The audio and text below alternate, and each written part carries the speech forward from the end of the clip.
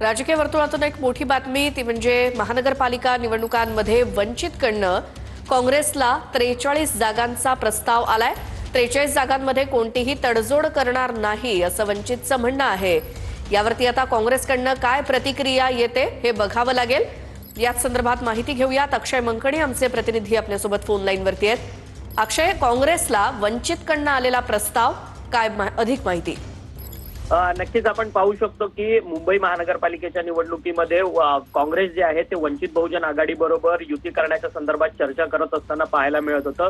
त्याकरता एक काँग्रेसकडनं एक नेत्यांची टीम देखील या सगळ्या युतीच्या चर्चेसाठी उभी करण्यात आलेली होती आणि 2 वेळा वंचित बहुजन आघाडी आणि मुंबई काँग्रेसची बैठक सुद्धा झालेली आहे। या सगळ्या बैठकीमध्ये वंचित बहुजन आघाडीने 43 जागांचा युतीचा प्रस्ताव जो आहे तो काँग्रेसकडे पाठवण्यात आलेला होता वंचित बहुजन आघाडीकडनं। परंतु या 43 जागांपैकी फक्त 7च जागा ज्या आहेत त्या वंचित बहुजन आघाडीला देण्याच्या संदर्भात काँग्रेस अनुकूल असल्याची माहिती जी आहे ती सूत्रांनी देते आणि या सगळ्या संदर्भात वंचित बहुजन आघाडीच्या नेत्यांकडनं प्रश्नचिन्ह सुद्धा निर्माण केलं जातोय की खरंच काँग्रेसला वंचित बहुजन आघाडी बरोबर युती करायची आहे का, असा सवाल देखील वंचितच्या नेत्यांकडनं उपस्थित केला जातोय। धन्यवाद या माहितीसाठी।